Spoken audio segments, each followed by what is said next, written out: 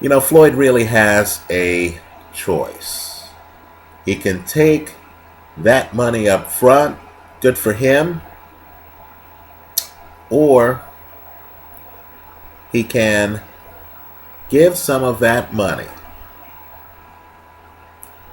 to quality Hall of Fame opponents like Miguel Cotto, right? Make the event bigger. Have fans want to pay the pay-per-view money. Have the gate double in size. Get back whatever he has paid to Miguel Cotto on the back end as part of his ownership of an even bigger event, and set himself up even more for the future by building on his legacy by giving us the best events possible. Right? Understand, there's a problem with Miguel Cotto, and it's a big problem. It's one of the reasons why, quite frankly, we love Miguel Cotto. And that's that Cotto is a daredevil.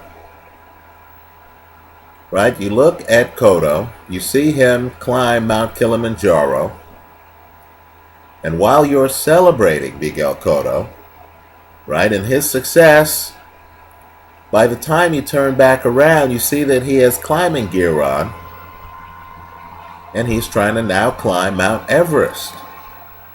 Right? Understand, while we're here in a sport talking about whether or not Manny Pacquiao and Floyd Mayweather are ever going to fight, Miguel Cotto has fought Floyd Mayweather, he's fought Manny Pacquiao, and he's even topped that. You turn back around, he's in the ring with Austin Trout, he's in the ring with Sergio Martinez.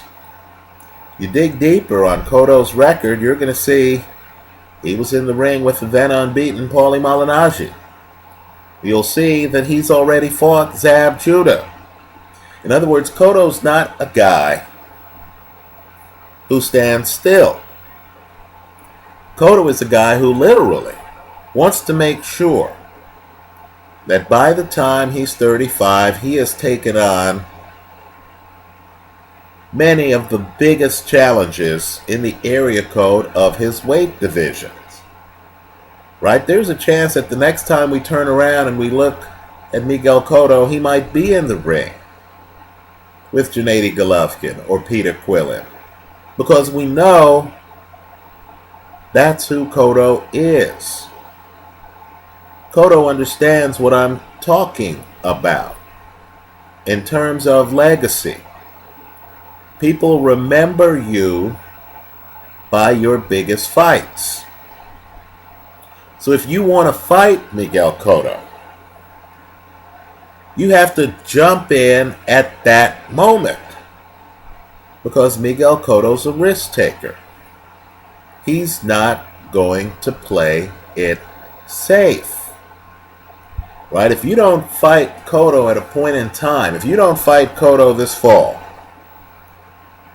Cotto could well announce that he's fighting a big name, the winner of Golovkin versus Gill, or some other guy who is a dangerous opponent, but who, to Cotto, represents Mount Everest at that moment in time. That's what I want Mayweather to do. Is I want Mayweather to think about the real payoff. Right? This isn't just directed at Floyd Mayweather. It's actually directed to everyone in boxing, especially boxing fans, because we, the public, are the people who create the atmosphere that pressure fighters into meaningful fights. Right? That first Mayweather-Cotto fight is a high-level fight, but you have a new dynamic since that fight.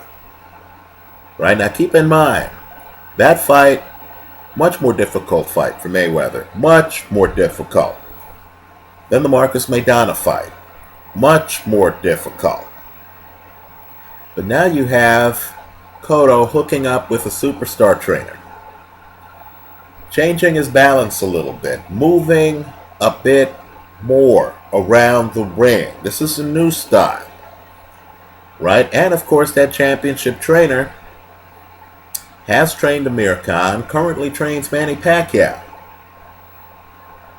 So you're talking about a situation where it's not just the fighter, Floyd Mayweather, against a world-class Hall of Fame opponent in Miguel Cotto, but it's also the fighter, Floyd Mayweather, against a superstar trainer who, quite frankly, over time is trying to figure out how to beat the best fighter of his generation. Right? You know, there's a story, I believe it involves Ray Arcel and the great Joe Louis, where Joe Louis, back then, Arcel trained a lot of fighters, and they claim that Joe Louis, I think it was Ray Arcel, and they claim that Joe Louis, before a fight, with the other fighter in the ring looking at him, right around when they touch gloves, they claim that Joe Louis didn't even look at his opponent. He looked at Ray Arcel, and he said, "You here again?"